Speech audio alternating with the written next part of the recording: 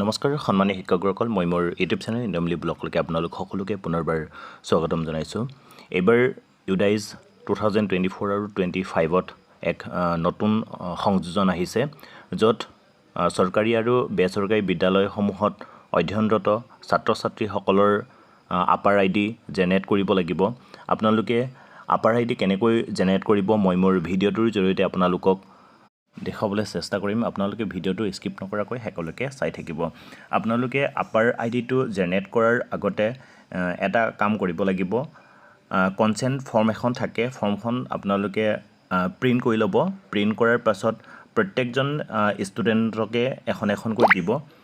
তাৰ পাছত কনচেণ্ট ফৰ্মখন পেৰেণ্টছ বা গাৰ্জেনক ফিল আপ কৰি ৰিটাৰ্ণ কৰিব ক'ব, আৰু যেতিয়া ৰিটাৰ্ণ কৰিব ছাত্ৰ ছাত্ৰীসকলে তেতিয়া ছাত্ৰ ছাত্ৰীসকলৰ আধাৰৰ এটা কপি আৰু লগতে পেৰেণ্টছ বা গাৰ্জেনৰ আইডি প্ৰুফ বা আধাৰৰ এটা কপি আপোনালোকে লৈ ল'ব। লোৱাৰ পাছতহে আপোনালোকে আপাৰ আইডি জেনেৰেট কৰা প্ৰক্ৰিয়াটো আৰম্ভ কৰিব। এতিয়া আহিছোঁ আমি আপাৰ আইডি কেনেকৈ জেনেৰেট কৰিম। প্ৰথমতে আপোনালোকে গুগল ক্ৰমত যাব। গুগল ক্ৰমত গৈ ইউডাইজ প্লাছ বুলি টাইপ কৰিব। টাইপ কৰাৰ পাছত এনেকুৱা এটা পেজ পাব। এইটো পেজত ষ্টুডেণ্টছ মডিউল বুলি এটা অপশ্যন দেখা পাইছে। ষ্টুডেণ্টছ মডিউল অপশ্যনটোত ক্লিক কৰি দিব। তাত ক্লিক কৰাৰ পাছত নেক্সট ইণ্টাৰপেজটো এইটো পাব। ইয়াত ড্ৰপ ডাউন অপশ্যনটোত গৈ আছাম ষ্টেটটো চিলেক্ট কৰিব, আছাম। তাৰপিছত গ' অপশ্যনটোত ক্লিক কৰি দিব। গ' অপশ্যনটোত ক্লিক কৰাৰ পাছত আপোনালোকে লগ ইন পেজটো পাব। ইয়াত ইউজাৰ আই ডি আৰু পাছৱৰ্ড লগতে কেপচাৰ কোডটো এণ্ট্ৰি কৰি ল'ব। এণ্ট্ৰি কৰাৰ পাছত লগ ইন কৰি দিব। লগ ইন কৰাৰ পাছত এইটো এণ্টাৰপেজ পাব। ইয়াত 2024-25ত ক্লিক কৰি দিব। তাত ক্লিক কৰাৰ পাছত এইটো পেজ আহিব। ইয়াত ক্লজ অপশ্যনটোত ক্লিক কৰি দিব। ক্লজ অপশ্যনটোত ক্লিক কৰাৰ পাছত ইয়াত আপোনালোকে আপাৰ মডিউল বুলি এটা অপশ্যন দেখা পাইছে। আপাৰ মডিউল অপশ্যনটোত ক্লিক কৰি দিব। আপাৰ মডিউল অপশ্যনটোত ক্লিক কৰাৰ পাছত নেক্সট এণ্টাৰপেজটো এইটো পাব। এইটো পেজ আহি গৈছে।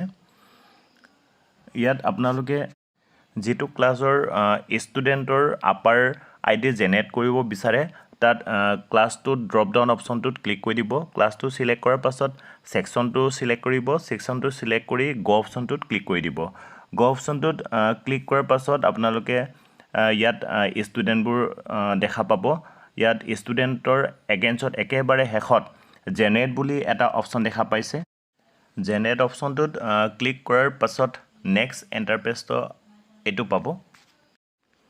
এইটো পেজত আপোনালোকে ষ্টুডেণ্টৰ বেছিক ইনফৰ্মেশ্যনটো পাব, লগতে কনচেণ্ট ফৰ্মখন পাব। ইয়াত আপোনালোকে চাই লওক, ষ্টুডেণ্টৰ নেমটো থাকিব, pen of the student, pen নম্বৰটো থাকিব, ডেট অফ বাৰ্থটো থাকিব, আৰু কেইটামান ইনফৰ্মেশ্যন আছে। ইয়াত আপোনালোকে প্লাছ আইকনটোত ক্লিক কৰি দিব। প্লাছ আইকনটোত ক্লিক কৰাৰ লগে লগে ফাদাৰ্ছ নেম, মাদাৰ্ছ নেম এইকেইটা আহি যাব। আৰু যদিহে আপোনালোকে আধাৰ চেঞ্জ কৰিব বিচাৰে তেতিয়াহ'লে ইয়াত do you want to change Aadhaar details বুলি দিয়া আছে। তাত আপোনালোকে বক্সটোত ক্লিক কৰি দিব। তাত ক্লিক কৰি ষ্টুডেণ্টৰ আধাৰ ডিটেইলছটো চেঞ্জ কৰিব পাৰিব যদি চেঞ্জ কৰিব বিচাৰে। যদি চেঞ্জ কৰিবলগীয়া নাথাকে তেতিয়া আপোনালোকে প্লাছ আইকনটোত ক্লিক কৰি চাব ইনফৰ্মেশ্যনটোৰ কাৰণে। প্লাছ আইকনটোত ক্লিক কৰাৰ পাছত আপোনালোকে এনেকুৱা এটা পেজ দেখা পাব। ইয়াত চাই লওক, জেণ্ডাৰ ফিমেল আছে, class 12, mobile number, father's name আৰু মাদাৰ্ছ নেম গোটেইকেইটা শুদ্ধ আছে নাই এবাৰ চাই ল'ব। যদিহে ষ্টুডেণ্টৰ বেছিক ইনফৰ্মেশ্যনবোৰ কাৰেক্ট থাকে তেতিয়াহ'লে স্ক্ৰল ডাউন কৰি দিব। স্ক্ৰল ডাউন কৰাৰ লগে লগে আপোনালোকে কনচেণ্ট ফৰ্মখন পাব। কনচেণ্ট ফৰ্মখন ফিল আপ কৰিব লাগিব।